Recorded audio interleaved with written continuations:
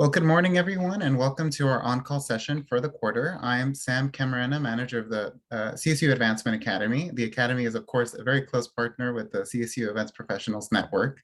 And On-Call is a series of interactive meetings offered by the CSUEPN to provide a space for event professionals working in higher education to explore trending topics with colleagues. The trending topic for this quarter is exploring event safety. Safety is one of those invisible elements of any event in that when everything goes well and attendees just really don't give it a thought when everything goes smoothly. But event planners are the ones that have safety on the brain throughout. And they're really thinking about it really through the planning and the execution of an event. So today's panel is really going to jump into a conversation where we will provide an overview of some of the considerations to keep top of mind and some of the resources to reference in your event safety discussions on your teams. This session is being recorded and will be posted to the CSUEPN YouTube channel in the next few days with the link sent out to our listserv.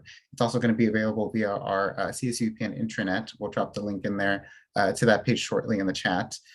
Before I start, though, I do want to take a moment to thank the folks working on the On-Call Planning Committee. They're listed up on the slide here in no particular order. This is a team effort, and we appreciate all of their contributions. They're fabulous colleagues. Also wanted to take a moment to make sure that you mark your calendars for the CSUPN's next event, which is going to be our annual conference in June, and it's going to be on the beautiful campus of San Francisco State. So stay tuned for 3 days of informative sessions, conversations, and networking opportunities there. The event website and full details on registration are forthcoming, but in the meantime, please make sure that you have the 28th through the 30th blocked off on your calendar to join us if you want to see us there in San Francisco. Of course, all the details for the registration and the sessions and all that fun stuff is going to be shared widely in the next couple of weeks. So keep an eye out on the listserv. And if you haven't signed up already, go ahead and navigate over to the CSUPN intranet site to sign up. Also on the CSUPN intranet site, that's really your go-to place for exploring the content and shared resources that the network puts together for everyone. You can use that site too to learn about upcoming events like the conference and connect with us via social media and of course our mailing list. And a special treat after today's session, we have a few of the resources already available that our presenters are gonna, or our panelists are gonna cover in momentarily. So we'll share a direct link to some of those resources in a moment, but that's really, again, the go-to place for anything CSUEPN that you want to learn about or explore. So now returning to the focus of today's session, our panels will begin with a discussion of a few prepared questions that we've thought up for them and that the folks have shared via the registration form. But towards the end of the conversation, we really want to see what you all are thinking, what questions you guys have for our panelists, and we're going to be using the Q&A feature in Zoom to collect those questions. So Q&A is up on your Zoom menu. And you'll be able to just open up a little widget and type in your questions throughout today's session. The events team is going to be looking at that, and we're going to be collecting them for our panelists to review and answer shortly too. So now I want to just take a moment to introduce some of our panelists here. Amy Thomas is Director of Environmental Health, Safety, and Risk Management at Cal State Monterey Bay. She's an alumna of the CSU with a Master's of Public Administration and over 25 years of experience with safety in higher education, including some of the areas such as risk management, occupational safety, environmental health, business continuity, emergency management, and crime prevention. We are very excited that she's here to join us here today. She has a wealth of information already in what she's communicated to us. Also on our panel is going to be Eric Stuart. Eric is Director of Gentian Events, as well as an expert and published author in crowd management and safety. Those of you that were with us last summer at the CSUPN conference at Fullerton recognize him. He spoke to one of our panels there as well, and we're excited to have him back. Eric really has a storied career as a crowd safety manager for events ranging from summer festivals and concerts, and for instance, the Edinburgh Hogmanay, which is their New Year's Eve festival or celebration there, and other big profile events such as the Queen's funeral. He's also engaged in crowd management at many other complex crowded spaces and environments across the US, Canada, Europe, and the UK. So again, we're really excited to have them join us here. So I wanted to kick off one of the few questions we have ready for you, and this one's going to be at you, Amy. In your experience working with events teams on the Monterey Bay campus and a couple other universities, can you share some tips and strategies for event planners to work successfully with their risk management teams? Is there anything you would like to see in particular, or that you appreciate from your partners at Cal State Monterey? Yes, definitely. Hi, everybody. Good to see you. Glad to be here with you. I will also just add that in the years that I've been doing safety and risk management stuff at a CSU campus or a couple of campuses, I've seen things, we helped plan major events like at Stanislaus State. We did the annual 4th of July community fireworks every year. I've handled it and helped with it for over 20 years. And then we had headliner concerts from everybody from Ray Charles to Pitbull, other events like Greg Laurie's Harvest Crusade or controversial political speakers. There were random situations like cows loose in the quad or binge drinking student days. I've witnessed and seen a few things in the CSU, so hopefully those experiences will help with our talk today. But when it comes to risk management, I think of everybody as a risk manager, and I don't mean that to be like to diminish what risk management is, nor to put too much responsibility on others, but we all think in terms of risk management. So these are daily activities, and I've seen it with all of you safety people or all of you event planner people. You're the best at thinking about safety. I know on my campus, I hear Phyllis always saying she's the safety girl, and I believe it. I see it in her. I experienced that at my past campus. Monica Dahl's on the meeting today, and we grew up together in this field of dealing with safety and events. And so you already have it naturally. But as far as working with a risk manager, it's more than just the risk manager. There's also probably your EH&S staff, your facility staff, your university police staff. And all of it has to do with having good relationships. I think that's a very important starting point for any of us, is know them, get to know them, meet with them on a regular basis. And weekly is not too often.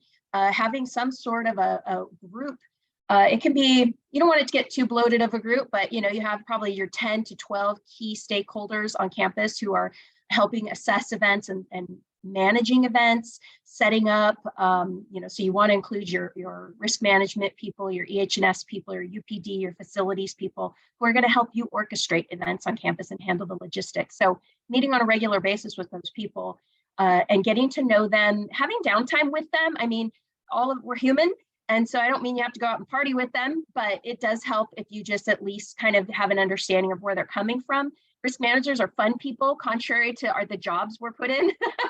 We have good senses of humor. We don't follow every rule in our regular life off campus maybe, but you just need to know that the job we have is the one to hold people to compliance standards.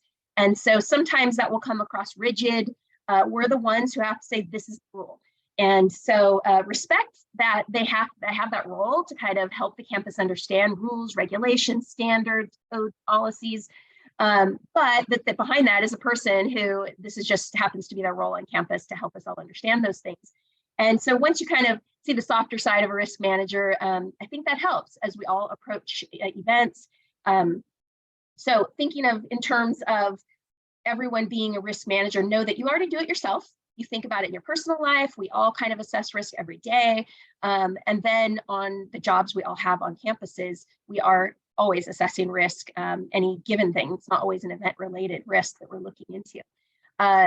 Also, I would say that with your risk manager in particular, maybe EH&S as well, you want to start to learn the most common codes and regulations, even your campus, especially your campus policies that relate to special events. You're going to see the CSU Special Event Resource Guide as part of this. If you haven't seen it already, this was put out in 2018, which seems like, oh, 2018, that was anything pre-COVID seems old, but it's not. It was a lot of years in coming. We had a great risk manager from Cal Poly. He's now deceased, which is sad, but it took him many years. He was one of the best risk managers in the CSU, and he helped as our consultant to really develop a great program. And what it is, it's a resource guide. It's really meant to give you links and laws and rules and regulations and guidelines for how to even plan an event through incident command system model. So it's very exhaustive, not exhausting, I guess you could think of it that way, but it's comprehensive, let's say. And so I totally recommend that. I think the last thing I'll leave you with on this point is also develop your own internal cheat sheets, if you will. Make your own checklists, your own risk guidelines, run them by your risk and safety folks on your campus, work on them together. There's a lot of good examples at your campuses. And I'm sure amongst this group, you can share them, what you've already made, whether it's some sort of a special event safety plan, which is actually a checklist. Maybe it's the form you use to get into your reservation system, whether it's 25 Live or some other reservation system. There's probably risk management associated with that. So those are the things that you as event planners can be the forerunners on and help to have the people that you're working with, especially third-party events. They don't understand how the CSU works or why we do so many complicated things as state property. So those are the ones that you often will have to handhold and explain to them that this is how we operate. Yeah, so I think cheat sheets, getting to know your risk and safety people on campus, developing good relationships and working on a regular basis together collaboratively are going to be some important tips. I'm a big advocate of building rapport with your colleagues, because that's ultimately what you depend on when you guys are working together, and it just feeds the relationship so much better. Eric, I know it's a little bit out of your field of expertise, but wanted to see if you wanted to comment in terms of any experience you've had working with risk management folks, and any tidbits or best practices that you might want to offer the group. Yeah, I think we're really fortunate in the UK. We have these things, these multi-agency groups that we call SAGs, or Safety Advisory Groups, and that they meet, generally speaking, depending on the event, monthly. And it's in that year of planning, having monthly meetings, that you build relationships with the partners, the agencies, fire, police, EMS, all the city authorities. And on a smaller scale, if it's a smaller event, maybe just amongst yourselves having those meetings. And the whole purpose of those meetings is not to plan the event, it's to look at the safety aspects of the event. The story I always tell is they're not going to examine the color of the sequins on your costume, but they are going to examine whether the costumes are flameproof, because that's the safety aspect. If they start drifting into the production side of my event, I'm pretty quick at putting them back in their place. But as long as they're asking me questions, it's really, really appropriate for them to do that. And I think sometimes we kind of overcomplicate risk and risk management. And I always try with people that are starting off in this to break it down into its simplest terms. If you live home in the morning with a pair of shoes that are lace-up shoes, and at some stage in your journey, you sense one of the laces has come undone, you may have a quick look over your shoulder, make sure there's nobody behind you, and stop in the middle of the sidewalk and tie up your shoelace. But if you're in a busy sidewalk, you'll have a look around and see that that's not appropriate. You'll walk a couple of more steps to the side and keep the sidewalk clear, and then do up your shoelace. But if you're on a really busy rail platform or subway platform, you may decide just to walk more carefully for a minute or two, because stopping in the middle of that sidewalk and bending down and tying your shoelace or on the subway is going to cause you and everybody else a whole load of pain. So it's not always the same response to the same problem. The problem's the shoelace, but the response depends on the circumstances around it, and it's balancing those other risks. And if we keep it simple like that, then I think we can all do risk assessment and do it properly, just as Amy said. Awesome. That's a fabulous analogy. And I saw Amy's face light up there a little bit. It's like, yes, that is the kind of mentality we need to adopt on a couple of parts of the university there. So awesome. Thank you, Eric. Last summer, you did a really good job speaking on our panel about kind of the different phases of an event in terms of egress, ingress, and circulation, as well as speaking a little bit to the psychology of crowds. I know we brought up the subject momentarily in kind of one of our planning meetings, but do you want to maybe speak a little bit more about each of those aspects and maybe some of the new focus that's now kind of on circulation and evacuation? Sure. We've got 6 hours, right, to talk about this? That's what we know. We haven't got 6 hours. And I apologize for a minute or so if I'm boring the people that heard this before, but one of the very basic models we use over here for crowds is the DIM ICE or DIM ICE E model. And I'll explain that. The DIM is the phases that we have to, the things we have to think about in terms of planning our crowd. So we need to design the site correctly or adapt whatever we've been given. If we've got a building that's fixed, can we design it or rechange some of the ideas there? We've got to think about the information that we supply to the people that are coming and the people that are working to make sure that they know what to do. And we've got to manage the crowd during all the phases. And the phases fall into, we used to say 3, but we're now talking about 4 phases. Ingress, get them in. Circulation, keep them in and keep them safe. And then egress, the departure. The 4th bolt-on to that model, the DIMICE model, to make it DIMICE now, is emergency or evacuation. But every single one of the DIM parts, the design information and management, has got to be applied to the ingress, to the circulation, the egress, and the evacuation. So we've got to apply all 3 of those things to all 4 of the phases. If you think about a children's party, if you've got a children's party this weekend, you're going to think about, is your house or your apartment suitable for those children and the number of children coming?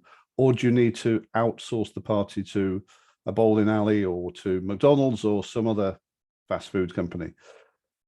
Is it an appropriate place? Is your design okay? What's the information you're going to send to the parents?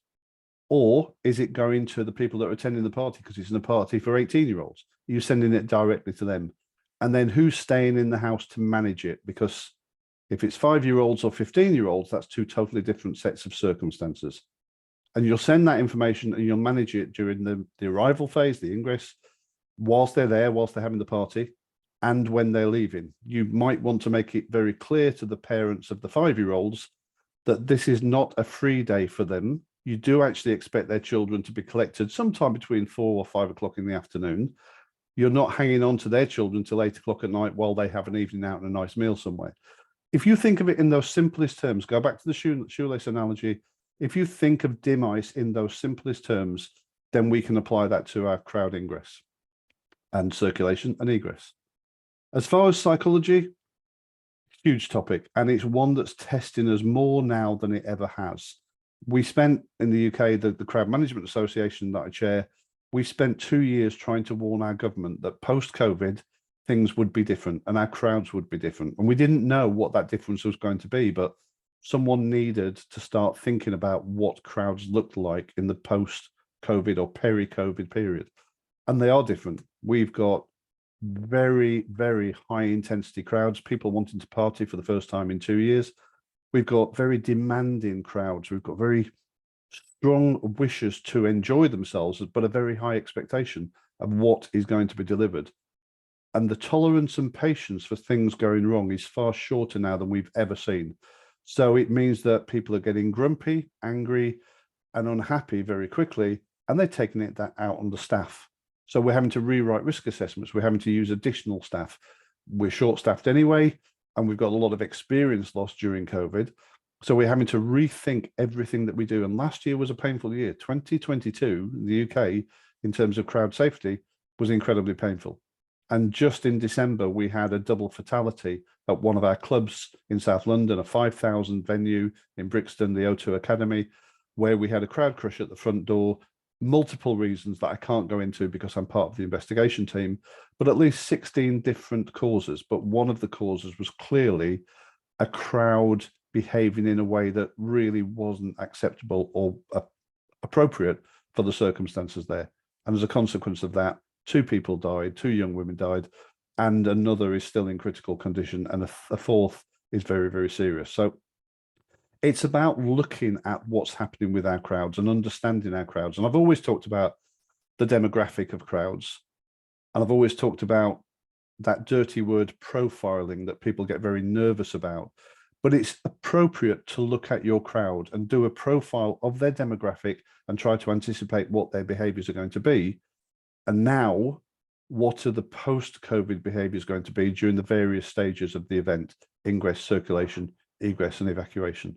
So in its very, very simplest terms, Sam, that's about as simple as I can make it. That's what we're going through at the moment and trying to understand our crowds a little better. Well, that's a fabulous distillation there of a lot of hard work. I think you have a masterclass in the works there. So congrats.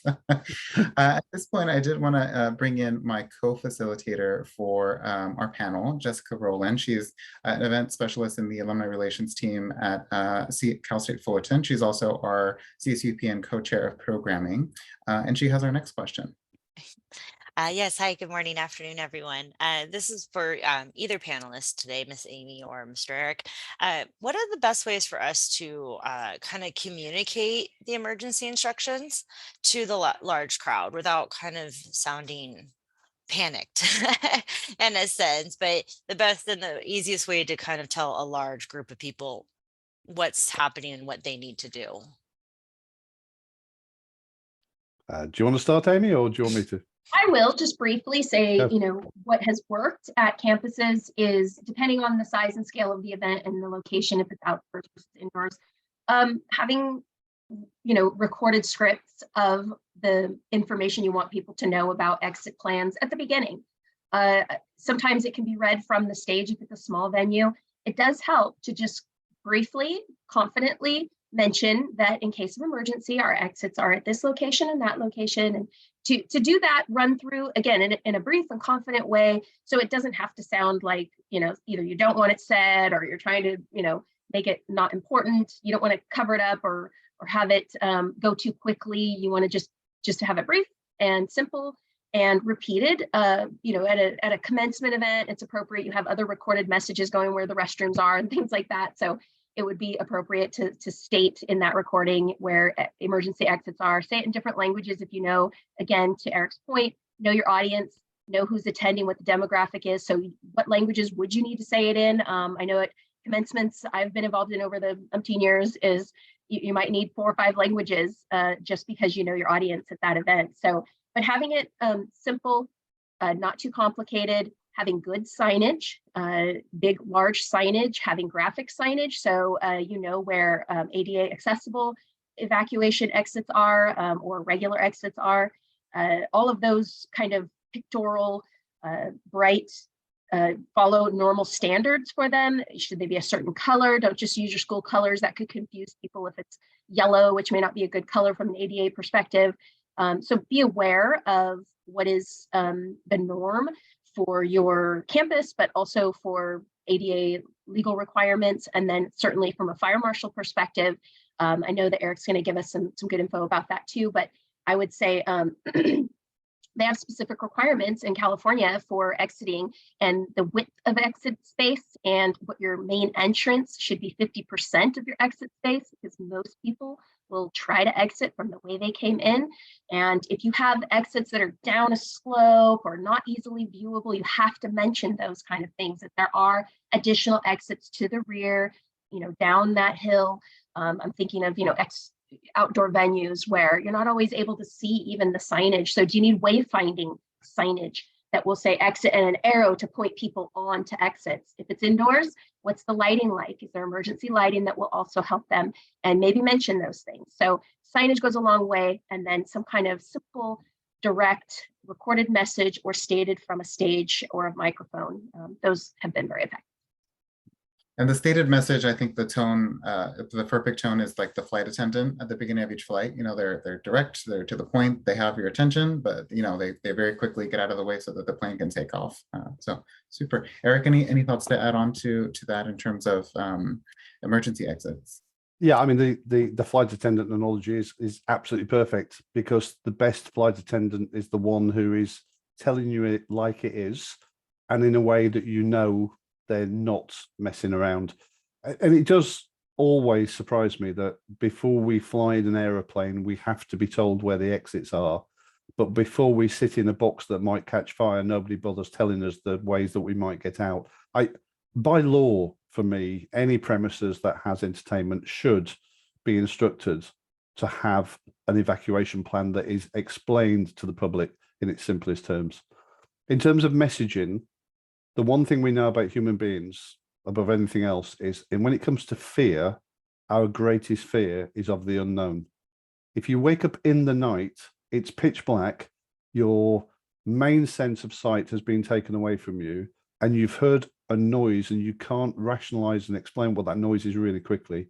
Adrenaline and every other chemical that drives us into our emergency response pumps through our bodies really quickly.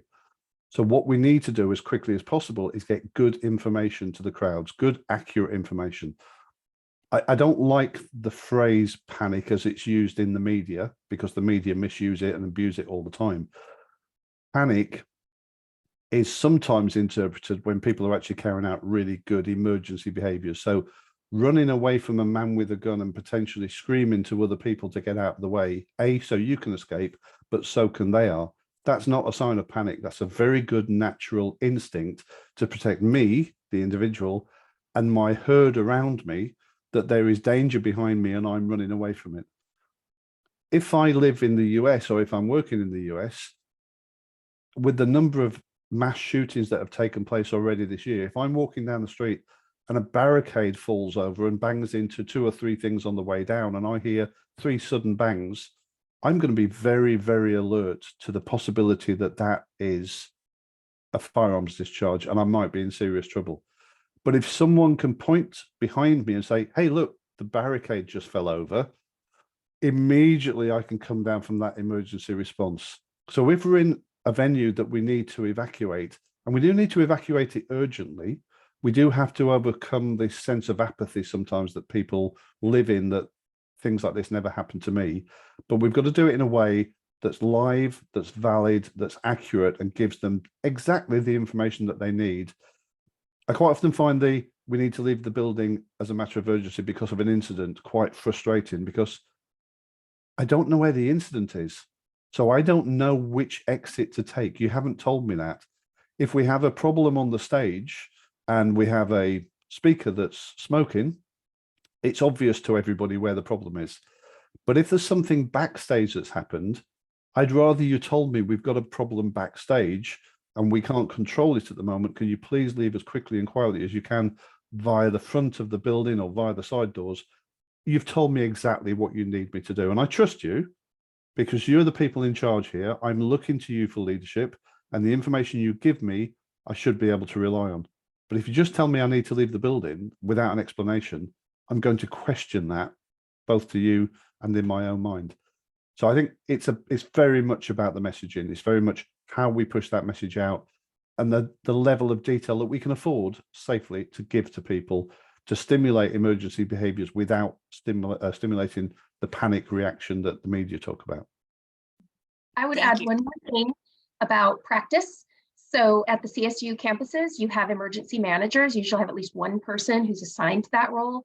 And they're very skilled people to help you with exercises and practice and planning. And so for you as event planners, having some simulated, even if it's just a tabletop discussion, but prior to events. So say you have a specific large event venue, whether it's a stadium or a gymnasium or an outdoor amphitheater, it's a good idea for you prior to specific events, or at least once a year, to go through a scenario where you do have an emergency evacuation need at that location and practice it, discuss it.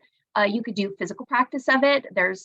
Each of your emergency managers has some quotas they need to fill for evacuation practice. And so it would be a great idea to do that from some of your event venues as well. So consider practice, reach out to your emergency manager, your risk manager, your EH&S director. They're all people who can help with that. Often your UPD would be involved as well. Can I just come back on one other thing, Jessica? Sorry, that's just occurred to me. Absolutely, no. We were talking previously about emergency exits. If there's one thing I would say in emergency exits is please check they're open and capable of being open. It drives me mad. The number of times I've seen silly things like cars parked outside an emergency exit and nobody from the venue has done a walk around beforehand. Or even as we discovered just October, November time, we went to check on a club and we couldn't open one of the fire doors, which incidentally the manager says he opens every night to check it's safe. When we went outside, a tree on the sidewalk had pushed a curbstone up, and it looked like it had been like that for months and months, if not years. And that curbstone was wedged against the back of the fire door. I don't think he'd opened that fire door for 6 months at least. Don't just check the inside of your fire doors to make sure they're clear. Please walk around the outside and make sure they're clear. And if you've got someone spare during the show, have them every now and again have a walk around. And the other thing is, if you are doing an evacuation, people have got this habit of stepping outside the building and thinking they're then perfectly safe and forgetting that there's another 3,000 people in behind them that need to come out through that door. So sometimes you need to be almost rude to people. If they stop in the doorway to light a cigarette or check their phone or to chat with their mate, they need to keep moving beyond the doorway. They've got to keep moving to let everybody else out. Once you remind them, they're pretty good about it. But we're not always that good about thinking about other people once we've made ourselves safe. You just reminded me of the people that don't, just stop when they get off the escalator because no one else is on that moving machine. Those are my favorite. Yeah. Yep. Amy, I'm sorry, I didn't mean to cut you off. No problem. The last thing I'll add, piggybacking on Eric, is sometimes your exits per our Cal Fire Code have to be have a person staffing it. So say you have a chain link fence that's not normally up, but for this event, you now have a chain link fence enclosing a venue, and on a regular basis, it's not there. Then there should be breakaways in the chain link fence that are part of the evacuation distancing that you needed to have. And those would have to have a staff person there. So this is where some of your hired event staff, you'd want to make sure that all of that is placed in advance. And this would be part of generally a state fire marshal event permit that you would have had to done, and it would have shown where staffed exits are, especially if they're unusual exits that aren't normally even visible. Signage isn't enough often with those, but you need someone pulling a chain link fence open perhaps. So knowing where those are and even describing them if you have to, at least to the people who would usher people through exits. So staffing, ensuring they're open, and then providing staff, that also helps people not sneaking in. Thank you. This is amazing information. And you talk about, signage and making sure you have staff in different places to kind of bring it to the very beginning. How do you kind of create your emergency evacuation plan, especially for such large events? We have Discover Fest for new students, or, new student orientation, or you have commencement, or, large events. Where do you start? Like, how do you build your evacuation plan if it's not something you do on a daily basis? And this, again, it's open for the panelists because you both have different experience on it. So I kind of want to see where those cross-reference, where you start at the same area, or how you both look at it. If you want to start, and then I'll follow up with what the state fire marshal requires, specifically about layouts and stuff.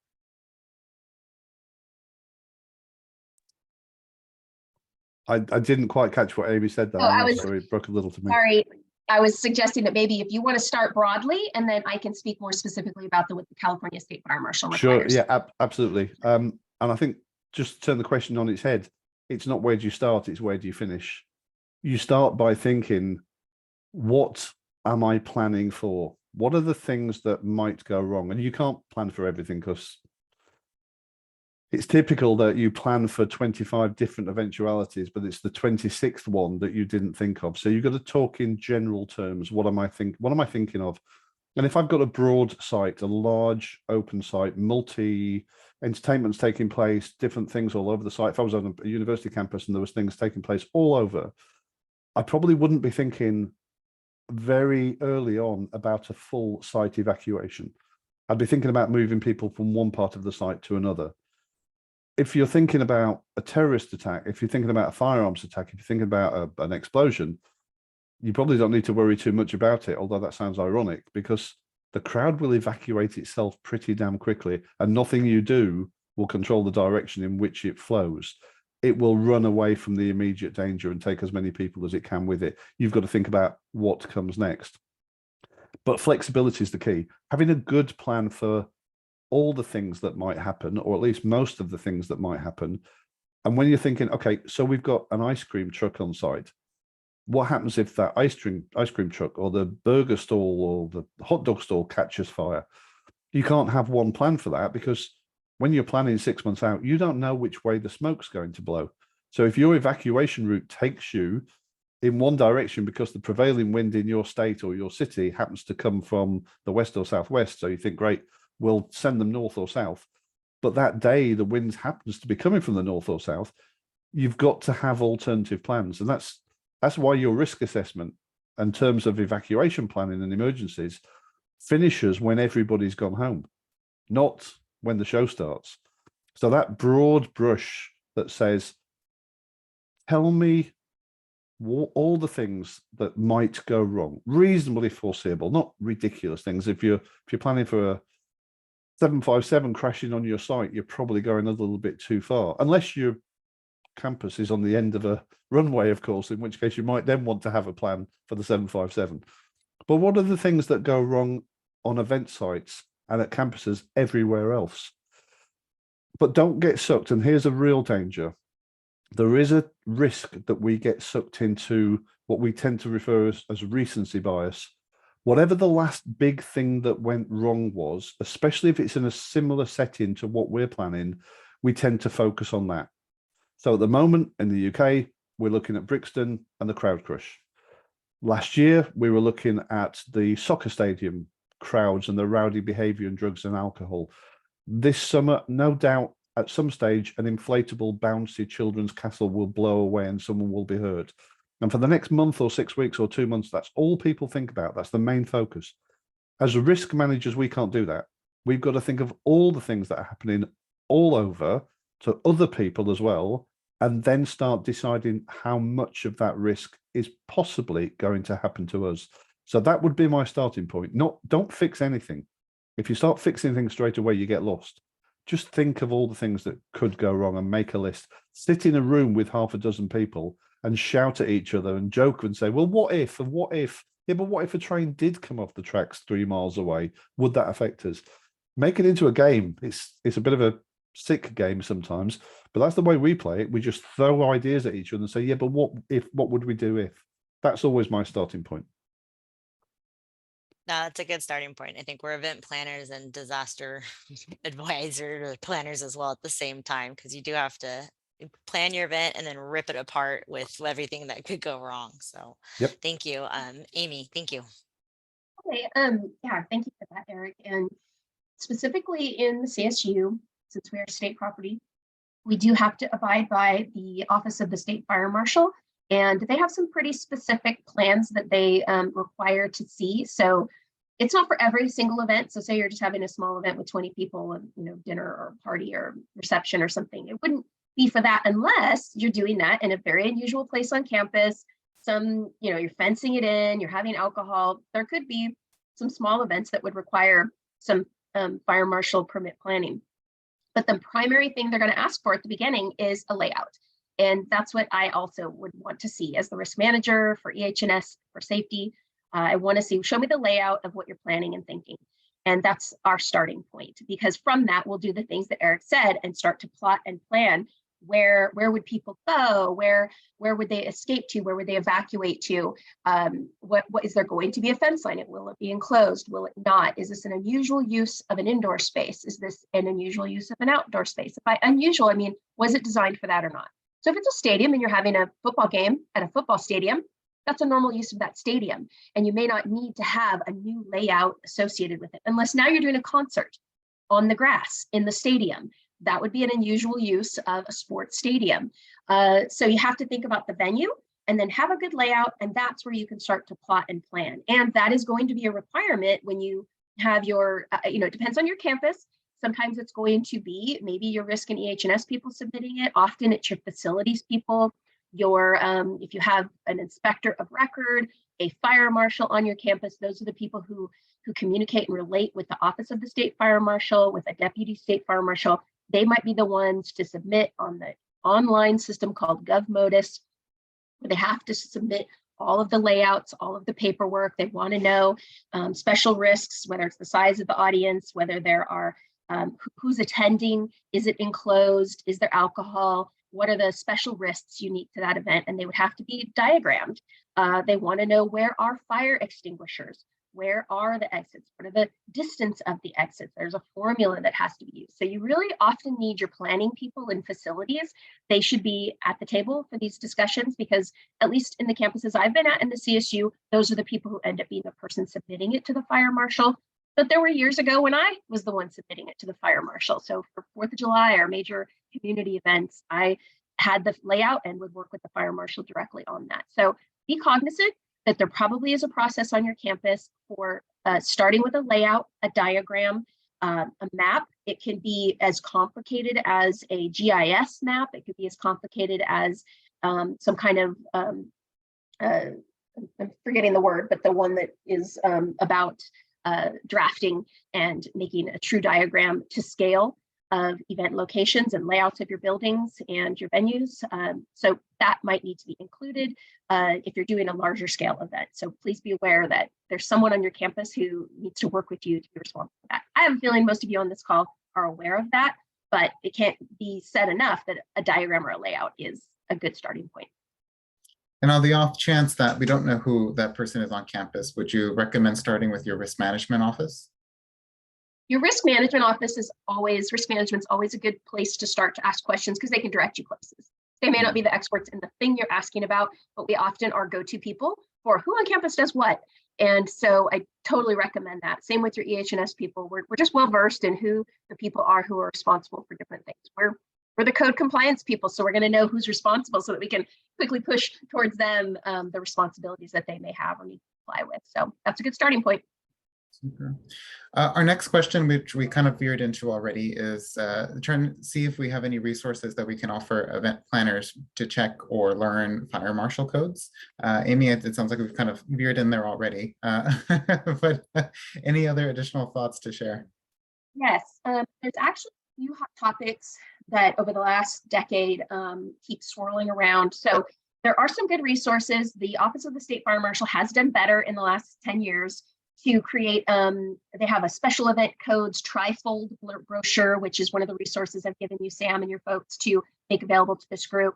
It goes over everything from if you're having food at the event, what all the different codes are related to that, because cooking and all of those electrical factors, generators, et cetera, are really important to know about. So they have a brochure that gives you a good checklist of what you have to consider.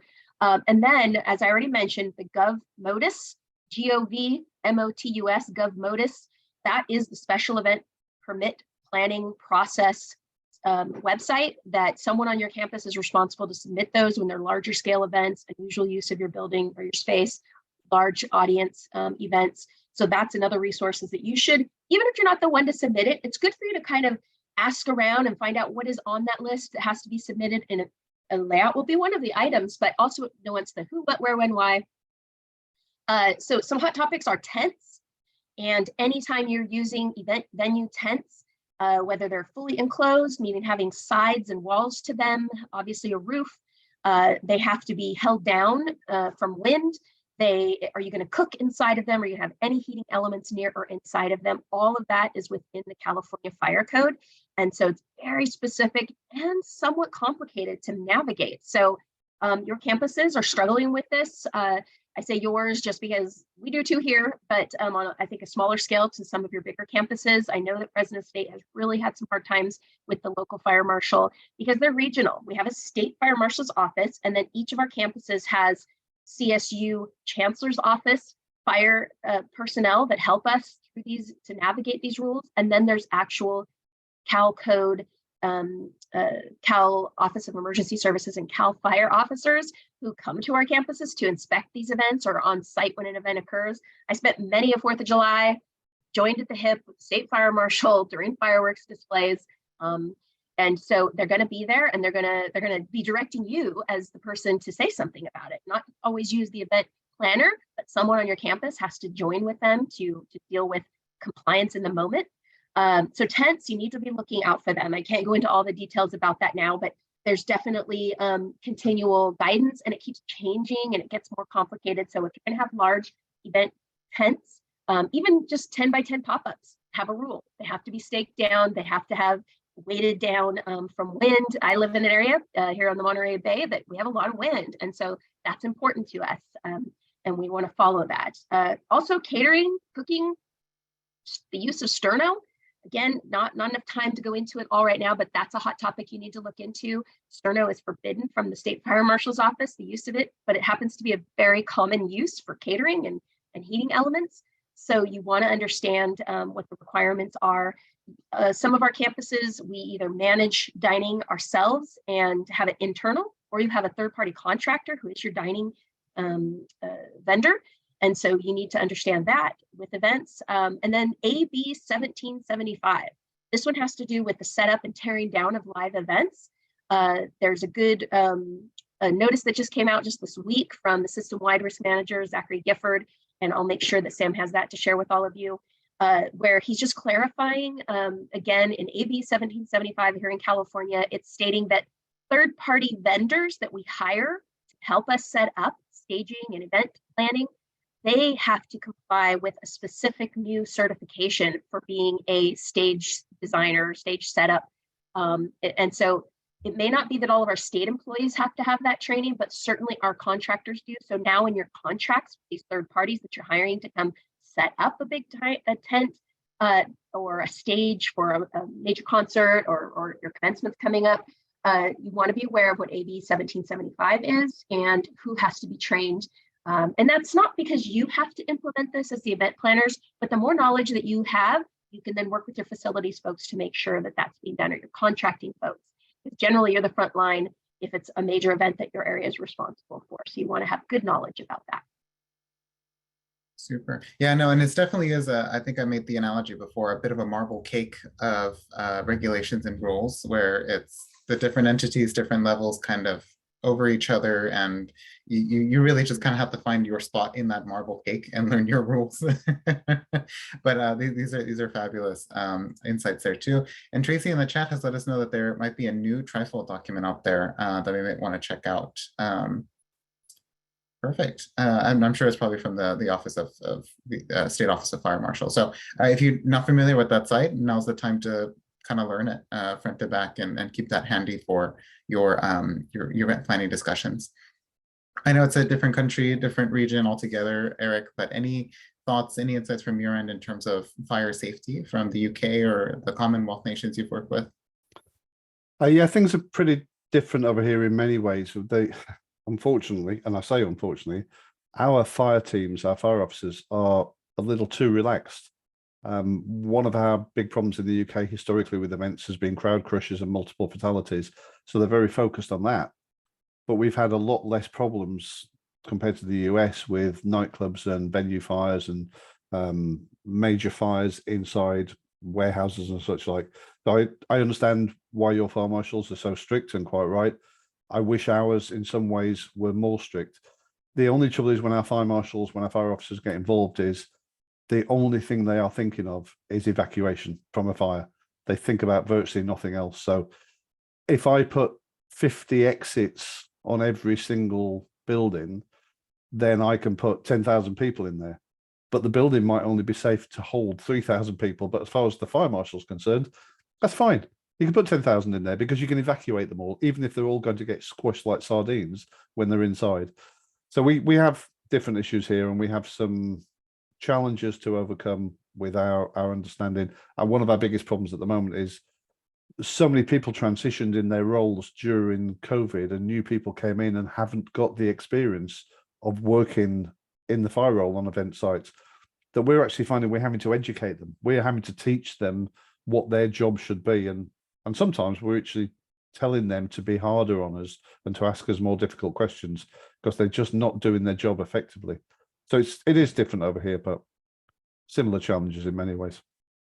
We feel you on the turnover there. I get the sense that we have a lot of new fire marshals working with our campuses, and that's why this has become such a hot topic.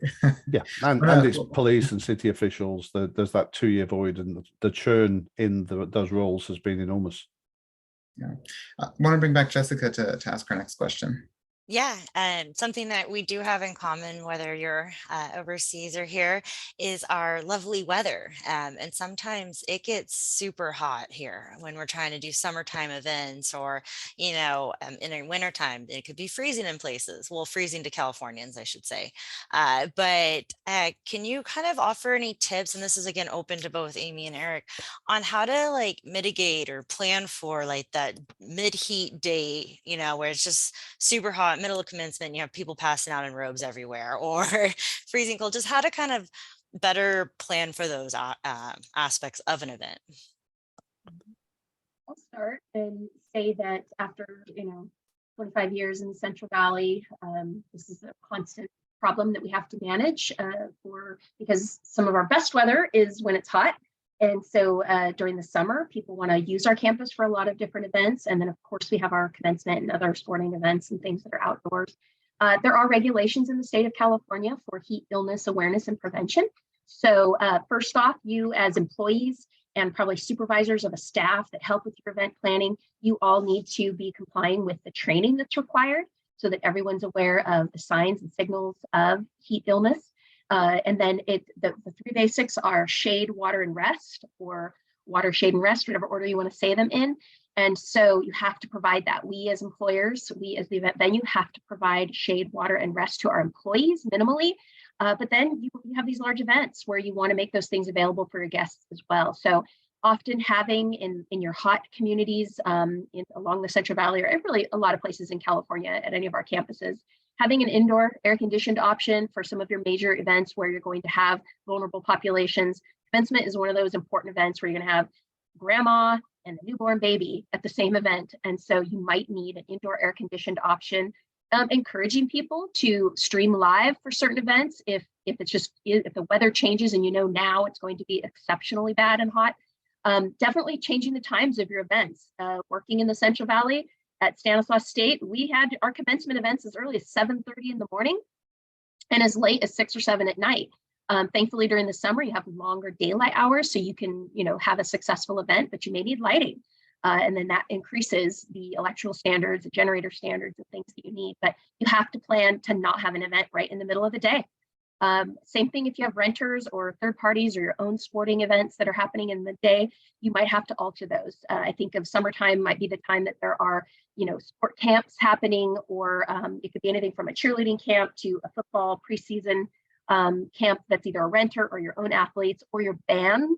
You have marching bands at a lot of your campuses. And so those are people who are going to succumb to heat exhaustion because they're doing something specifically during the middle of the day. And sometimes day is the only time you have to practice these things. So you have to be really cognizant of that. And as an employer, we have to monitor our staff, our volunteers, anybody who works outdoors. We have specific requirements to fulfill. So you need to look that up for your campus. Usually that's going to be your EH&S folks, your environmental health, occupational safety staff. You have an EH&S director on your campus.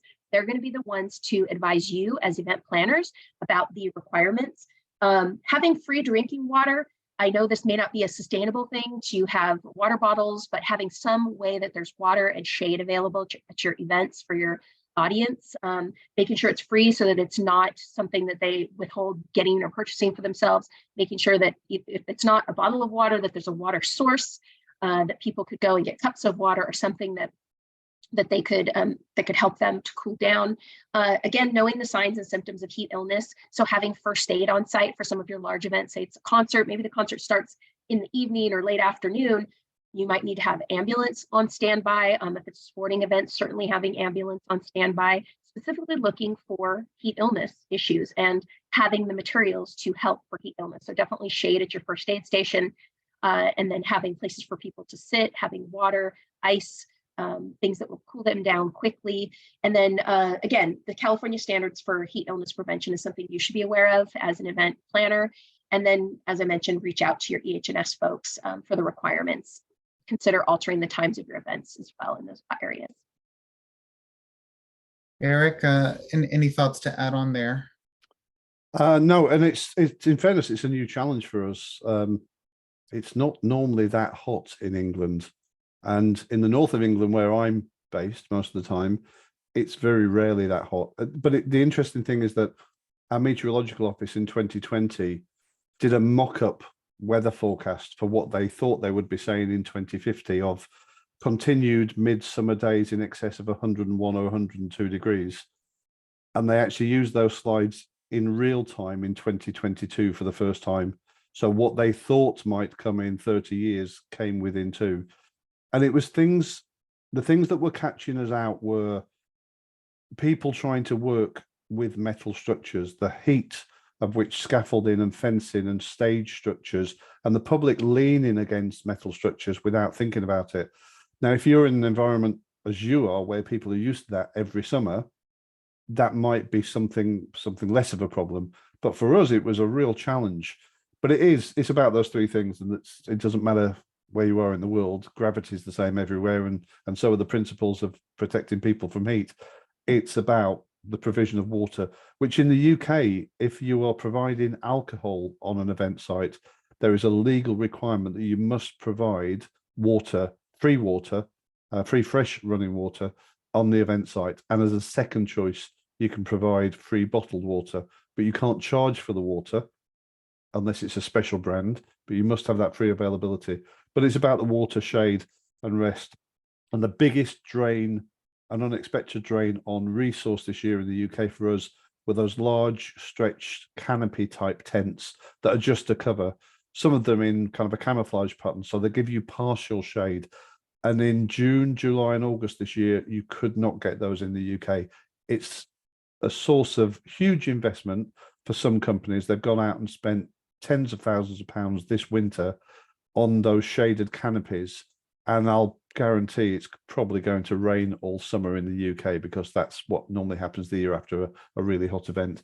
But a new challenge for us. So we may be leaning on you for the experience and how to deal with it in the weeks and months and years to come. Happy to share, compare notes, looking at my CSU campuses in the Central Valley that are kind of leading in the space.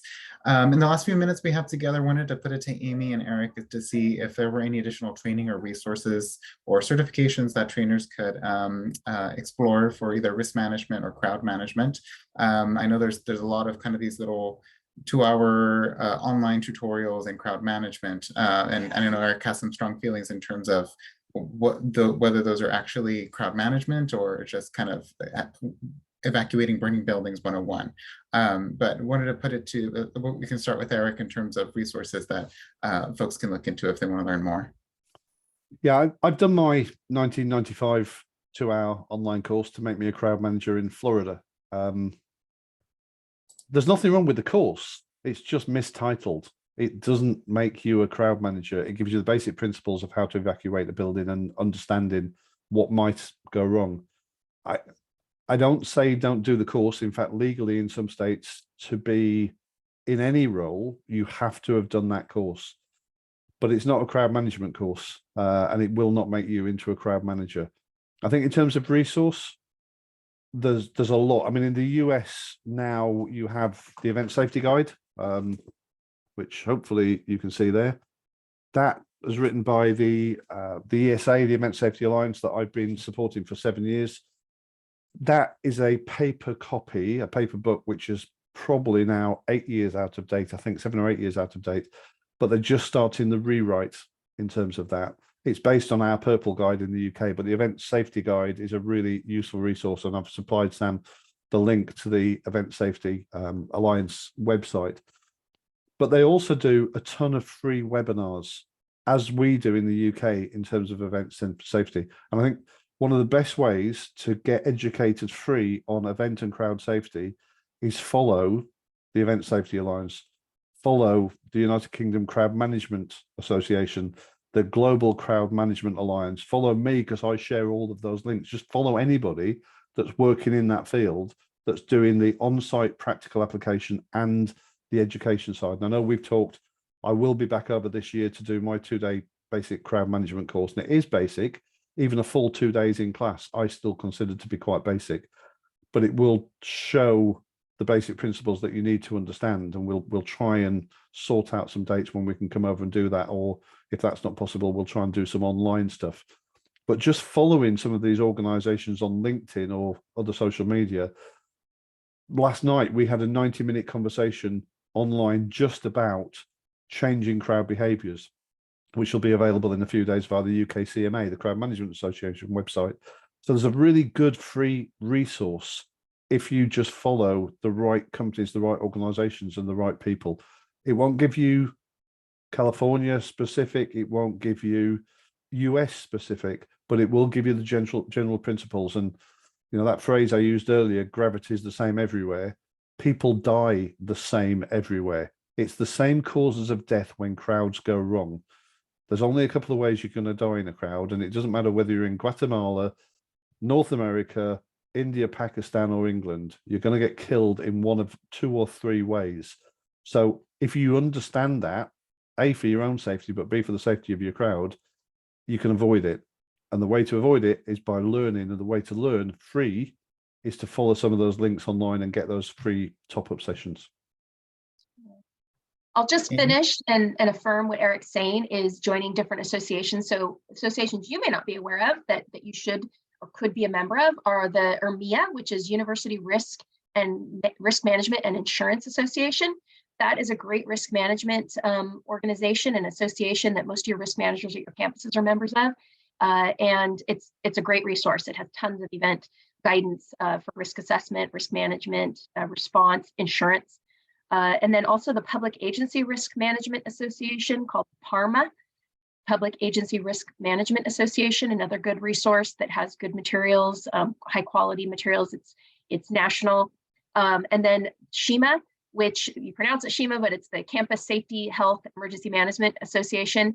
And so that is more of your EH&S oriented safety organization, but they often talk about these safety factors, like the things that I mentioned for employees with heat illness, AB 1775 here in California. And then, so yeah, I think organizations are probably one of the new things that you could look into if it's not your normal association. Maybe someone on your campus, I know that on your campuses, they're already members of these things. So you wouldn't necessarily have to be a member, but contact your risk manager. It's a good conversation point to have with them. It's, hey, are you a member of URMIA? And what event risk resources can we get from them? Awesome.